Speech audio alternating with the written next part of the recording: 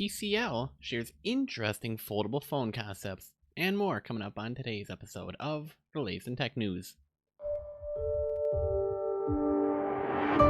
Hey Gadget here, you're just in time for the latest episode of the world's only 3-in-1 show on tech, gadgets, and gaming news. That's right, this is the latest in tech news. My name is Taylor American. If you're new here, hit that subscribe button right now so that you don't miss out on the latest episode. We cover the latest in tech, gadgets, gaming, usually a couple articles a piece. And, well, if you're new, welcome. If you're a long-time subscriber, welcome back. As always, if you happen to find anything interesting or entertaining or fun or new that you learned about, feel free to share this episode with a friend. We got a lot lined up today. Actually, not a lot. A couple stories a piece each. I don't know. As I was explaining to my wife prior to the show, I was complaining a little bit because I was like, where's all the gadget and gaming news? I mean, it feels a little bit sparse, doesn't it? I mean, right around this time it typically does, but I thought that there's going to be at least something interesting gadget-wise. I'm sick and tired about talking about phones. Something else cool, please? Thank you. So, yeah, we'll be talking about the TCL interesting foldable phone concepts. See, there we go. Right on cue. And followed up by we'll be taking a look at Google search results will be fully optimized for mobile-first content come September, which is interesting for a couple reasons. And while you might not think it's relevant, I think it is, and I'll explain why in just a couple minutes. We'll also be taking a look at Google Stadia rolling out 4K streaming on the web. We'll also be taking a look at, well, the inevitable collision of gaming and athleisure. If you don't know what that word is, we'll be getting to that just a couple minutes. Also, Pokemon Go is getting a competitive league this month. I know, I was surprised too, but apparently now we can take on Team Rocket or be Team Rocket. I don't know. And finally, we'll be taking a look at, well, a mobile app game called literally just Mowing. For good, bad, or otherwise, this is quite an entertaining story, so we'll be getting into all of that and everything that it entails. But before we do, let's take a look back on today in tech history.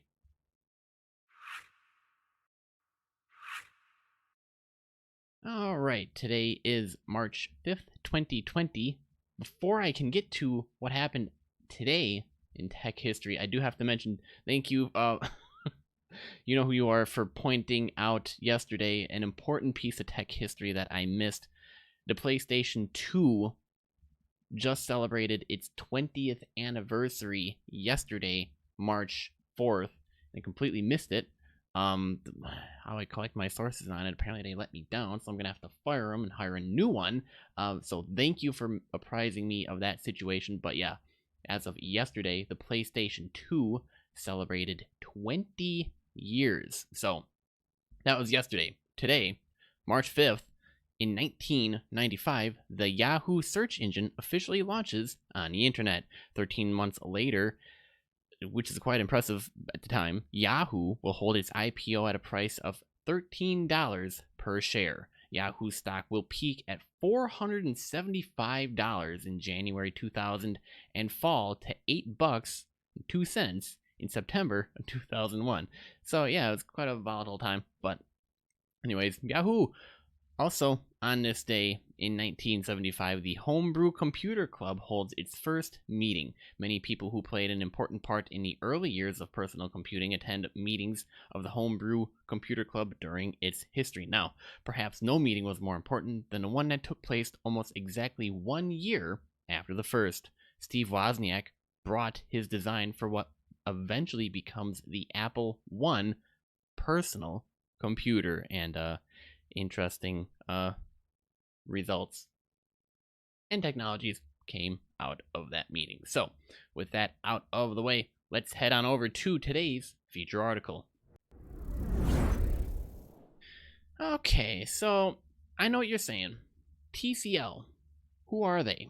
Well, TCL Communication is quite a fast-growing brand of TV manufacturers here in the US, but now they're wanting a slice of the phone market and is not afraid to push the envelope to get it. And yes, yes, in case you're wondering, we do have images and maybe a video that goes along with it too. So TechNewsGadget.net is where it's at if you want to get access to further details.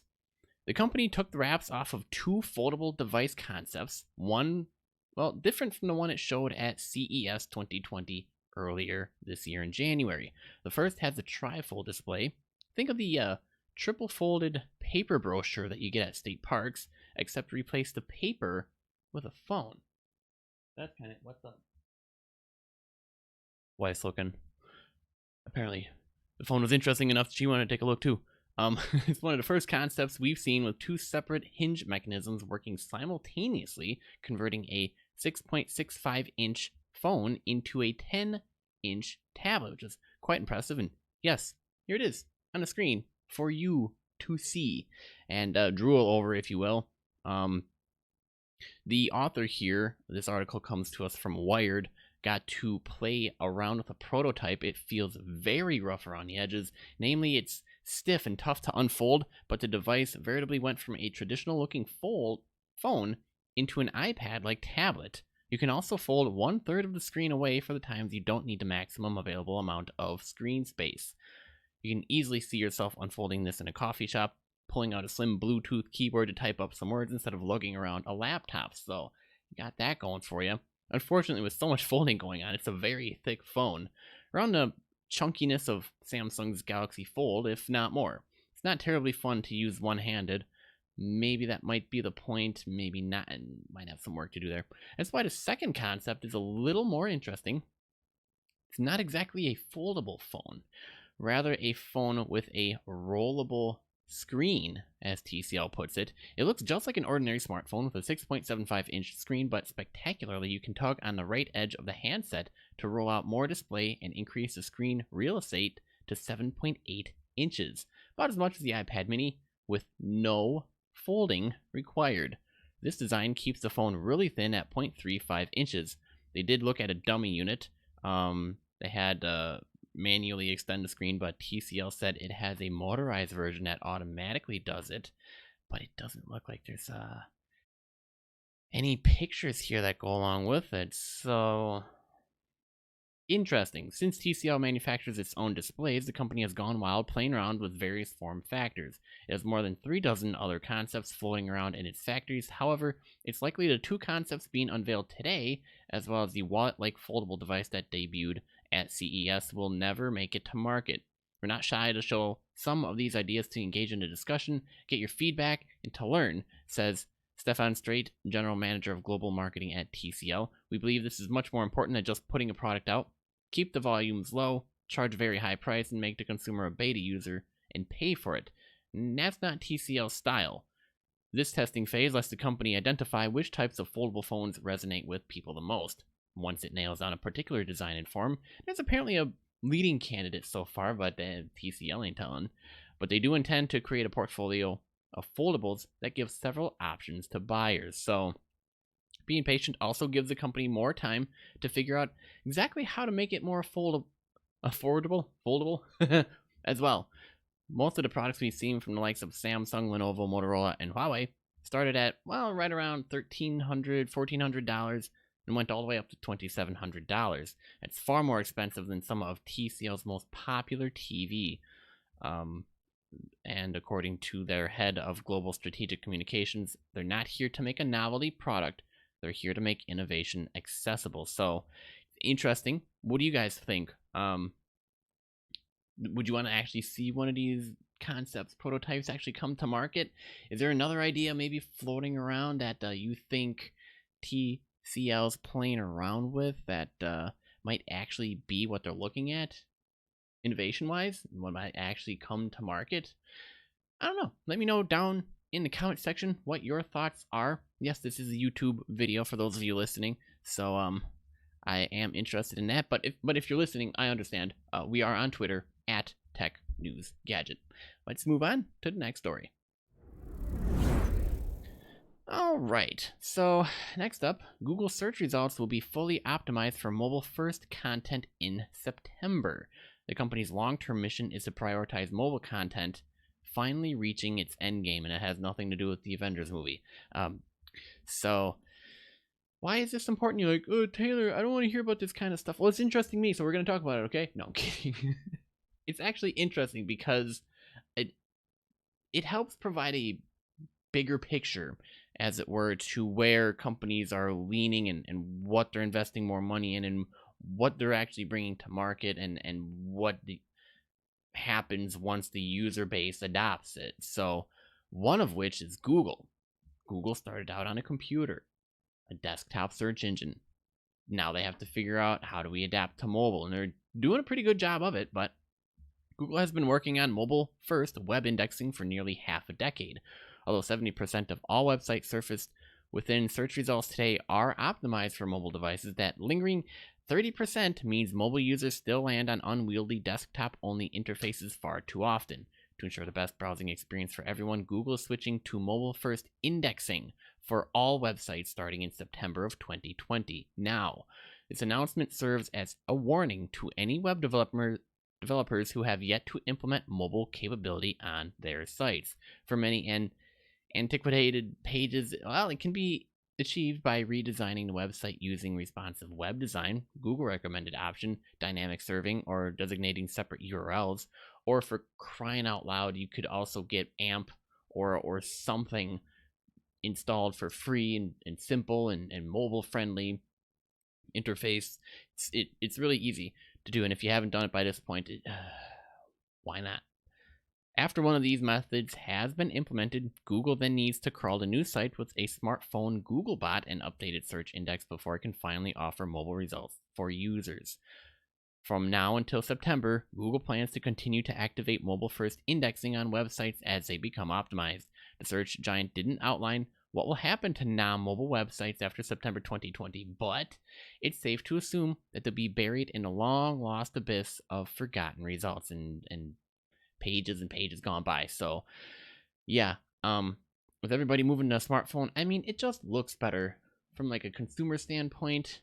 If you have a website, make it mobile friendly. It just makes it that much easier to use. I mean, I understand the desktop appeal, but more people are moving to mobile every single day, so please hop on that if you're designing websites for clients, and please continue to get the word out there. And if you're a business owner or you know somebody who runs a business or you're gonna complain about a website because it's not mobile friendly, well, you should probably hop on the ball and upgrade.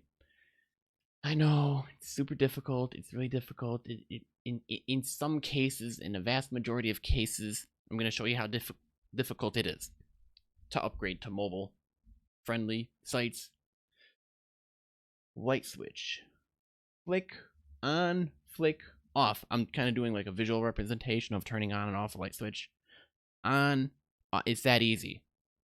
On, off. It's that easy. Do you get my point? Okay, I got it. It's just sometimes I have to rant a little bit, okay? A really bad Overwatch game earlier today, but I finally won one, and it's still stupid, and then I have to listen to all this other stuff and people complaining about this, that, and the other thing. You know what? I don't have time to hear about complaints anymore. Just go do it, okay? I had a podcast like a couple days ago on my main website channel that is mobile friendly, where I just said, just go for it, just do it. Anyways. You wouldn't get it unless you actually were listening to that episode, but you're here to learn about tech news, not about me whining and complaining about stuff. But anyways, now that I'm done with ranting on that, let's head on over to, well, the next article we got lined up.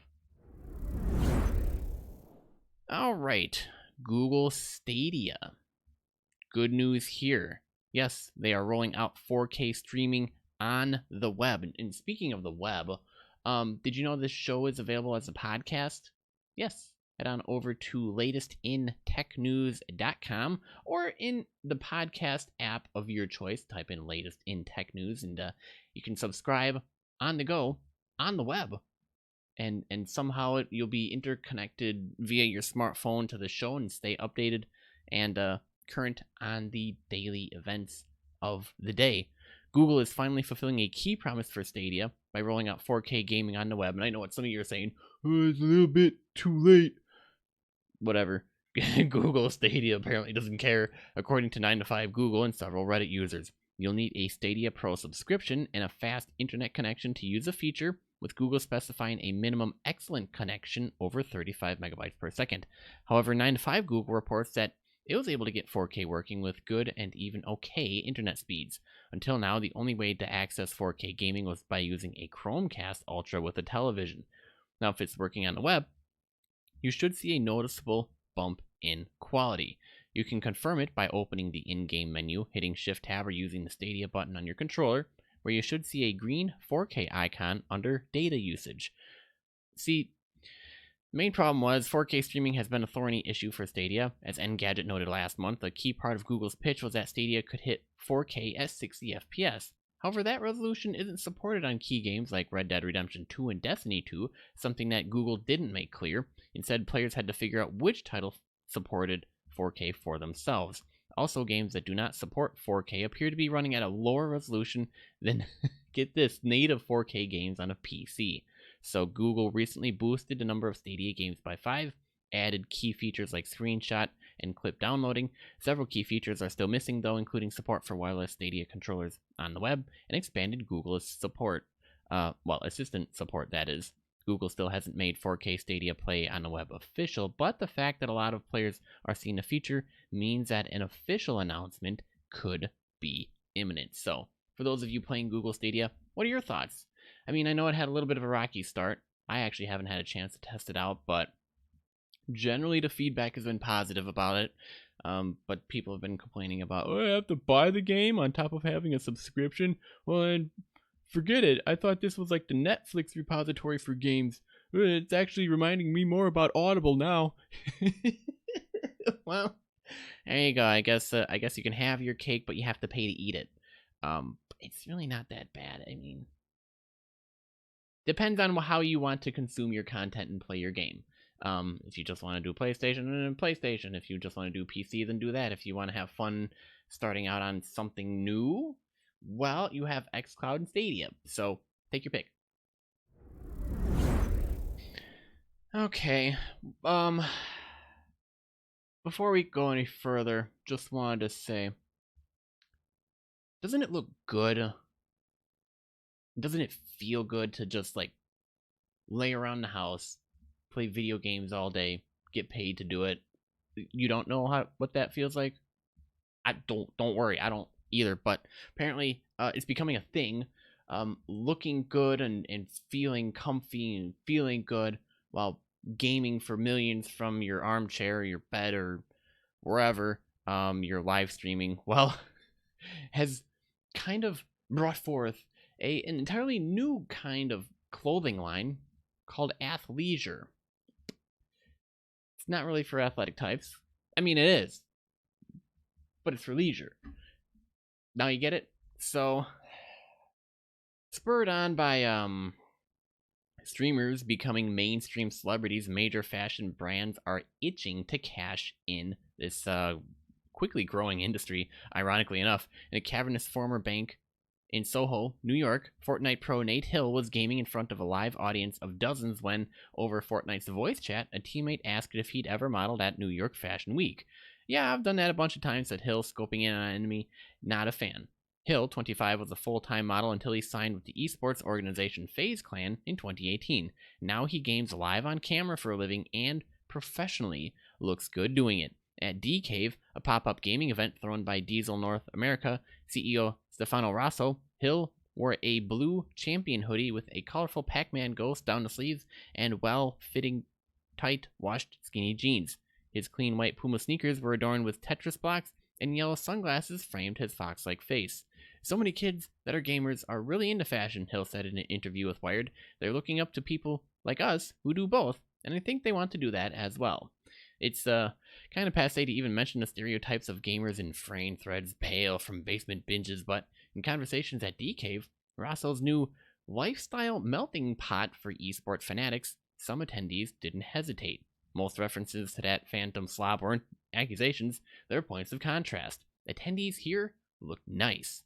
A pair of red Nike Jordan 4s, tailored sweatpants, a gray Adidas sweatshirt with blue details that played off blue flecked Adidas sneakers, a champion beanie with a matching champion hoodie. Now, despite the patent of money, The fashion on display at D-Cave was not an enormous athletic shift from the at-home gamer uniform with cozy sweatpants and a worn-in sweatshirt.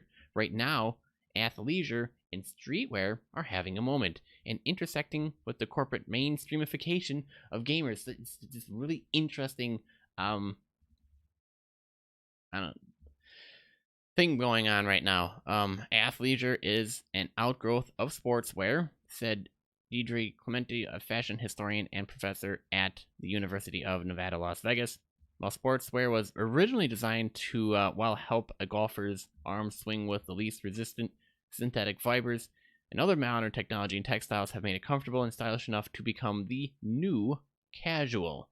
When people see these influencers with their nice clean clothes and tennis shoes, that's how gamers in real life live out that identity. Now, in case you haven't wondered, Ninja does the same exact thing. It's like wherever he goes, you're like, yep, he's got the iconic look. He's got the look.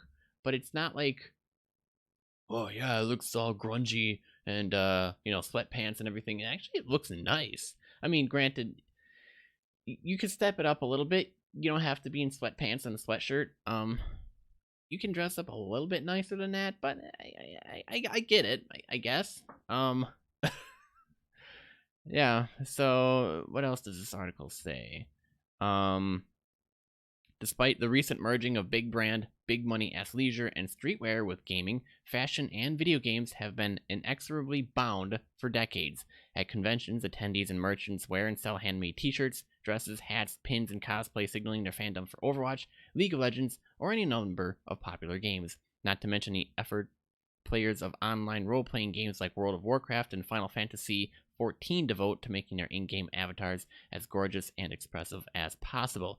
A devotion that lives on as more recent games like Fortnite and Grand Theft Auto have introduced paid skins. Those fan-driven efforts, haven't gone anywhere. But big corporations are increasingly maneuvering to cash in on today's so-called hypebeast culture, creating anticipation around merch drops and cultivating a devotion to athleisure logos and lifestyles. Now, what's interesting here is with the explosion of athleisure, will it be bound mainly to individuals, or will it become like a line of its own and kind of take on a life of its own outside of, maybe the merch drops that happen from gamers or streamers or entertainers or esports players from time to time? Interesting. We'll have to find out. Obviously, it's still brand new. Everything's brand new, but I know one thing that went right. It's almost like two peas in a pod. Video game merchandise. Just perfect. So, yeah. That's, me clicking a button and going all the way back to the beginning of the article, which I didn't want to do, but, yeah, interesting. Interesting. What do you guys think? I'm always interested in your thoughts. We are on Twitter at TechNewsGadget if you want to share them on Twitter, or if you're watching via YouTube, let us know down in the comment section. Also, if you're actually catching up with this on the website proper itself, TechNewsGadget.net, you can go ahead and leave a comment. You should be able to do that free of charge. Alright, so for those of you still playing Pokemon Go, of which I'm one, we got some relevant news for you. Pokemon Go is getting a competitive league this month. So, in case you didn't know it, it's about to get a lot more competitive. Today, Niantic announced the launch of Season 1 of the Go Battle League, which is exactly what it sounds like. A global competition where trainers can battle each other to earn in-game rewards. A preseason for the competition kicked off in January, but the full debut season will start on March 13th and last through the beginning of May. Here's the basic concept, according to Niantic. During Go Battle League Season 1, trainers will be paired up against similarly ranked competitors through an online matchmaking system. The league's format will rotate between the three leagues, Great League, Ultra League, and the Master League. As trainers win battles, they'll climb the rankings, with each new rank offering an opportunity to earn a wide variety of rewards. And they do have a video, in case you're wondering, that goes along with it. And actually, the link to this video is in the article that we're looking at right now. That's in the show notes. Players will be able to earn mythical creatures through the league, including Darkrai, Thundurus, and what the... I'm trying to read his name. Durantia, an altered form, as well as exclusive avatar items. Niantic also says there will be 2 in-game events around the league launch, one from March 10th to the 12th, another from the 13th to the 16th, where more powerful monsters will appear in raids, which is kind of interesting. The league looks like an intriguingly complex expansion of the PvP battles that were introduced at the end of 2018, and despite launching in 2016, Pokemon Go is still going strong. Last year was the game's most lucrative 12 months so far, so I guess with that going right, they wanted to cash in on it and continue the trend with that. So if you're interested, well, you just heard the details, and for me, will I be joining the league? Probably not. I mean, there's really no reason. I mainly just like collecting and playing with friends, but not really much remaining, and it's kind of winter right now, so it's a little bit of a toss-up here where I live. It's kind of difficult because when winter's here, at least in Wisconsin, people don't get out much, but it will change come summer. There's usually more people out and about, usually more people at Pokestops, a lot more action going around over to gyms. So yeah, if it happens to last out through warmer weather and I'm able to make it out and people are out and about, maybe I will. I mean, I still turn it on a regular basis, but yeah, there you have it. And finally, the last article I have for you guys today is a new game out. It's literally just Mowing. Yeah. And there's actually a little image GIF video thing that's playing right now. It's pretty funny. Literally just Mowing arrived on iOS and Google Play last week. It's been promoted as being about mowing some lawns. That's about it. But once the author of this article actually played it, they found a mobile game like so many other mobile games, rife with microtransactions and advertisements that ruin any sense of zen that it had going for it. I mean, for crying out loud, all you wanted to do was mow lawns. It's literally just mowing is, at its core, very simple game about mowing lawns. You're given a patch of land to mow, you mow it, and then you move on to the next overgrown lot. Progression is tied to cleaning up streets, each with multiple lawns. As you rack up completed neighborhoods, an association of lawn care professionals ranks your progress and rewards you with new hats. This provides a simple, entertaining feedback loop, as it were. That is until the insidious hallmarks of mobile game monetization are revealed. Loot boxes. No, I'm kidding. Every so often, it's literally just mowing shifts to a full screen ad for another game. Can't blame them. It's free and the developers deserve to make a living off of what is a pretty solid game, but the sheer frequency with which these mini commercials interrupt gameplay is kind of killing it. The author actually went through a stretch where they got an ad between every level, seriously throwing off any sense of rhythm the game would otherwise have achieved, and I actually have an image up here on the screen. Naturally, players can remove ads completely by paying a one-time fee of $4.99. Now, if you're going to spend much more time with It's Literally Just Mowing, you probably wouldn't have any problems, throwing $5 their way. It's really just a cup of coffee. The payment also nets you 2,500 gems, the in-game currency that allows folks to purchase additional loot boxes. Oh yeah, you heard right. It's Literally Just Mowing has loot boxes. Why? Well, I don't know why. Players can earn loot boxes by playing the game, which then takes hours to open, or players can purchase them using gems. The in-game currency is also doled out sporadically, quick enough so that you don't forget about it, but slow enough that spending real money on it becomes a tempting proposition. These gem packages range from 99 cents for 500 all the way up to $49 for 32,000. While not a wallet gouging game, loot boxes range from 2,500 to 500 gems in cost, and it's still distracting from the relaxing experience that It's Literally Just Mowing could have been. Now, which begs the question, was this game supposed to be a relaxing type of game where you could just enjoy mowing lawns and simple entertainment that comes from it, or did you want to be interrupted and have to pay money all the time? I don't know. But whatever it is, it's an interesting experiment into the human psyche. Just how long can you push somebody until you drive them nuts without even introducing them to Angry Birds? Well, it's literally just mowing. Might literally just do that. But yeah, the author wants to make it known They're not trying to be a narc or anything by criticizing the monetization, and it's literally just mowing. Developers put out a great game, and they deserve to see some sort of return for their work. They're just a little bit disappointed, because for some, mowing the lawn has been a enjoyable outdoor activity, but you kind of can't do that if you constantly keep getting diverted away from microtransactions and loot boxes. So, I mean, I understand they want to get their money. It's almost like, why don't you just have a free version and then throw ads and drive them nuts to actually have them upgrade to the pro version for $5 or $20 or however much you feel your game is actually worth if the developers are listening, and then just have the people pay that price and then just give them the game. Just say, here's the game, enjoy, have fun. Don't throw loot boxes at them, don't do anything else, just let them have fun. I think you'll find out you have a lot happier user base after that. So, oh my goodness, it's at the 30-minute mark. I should probably wind up the show.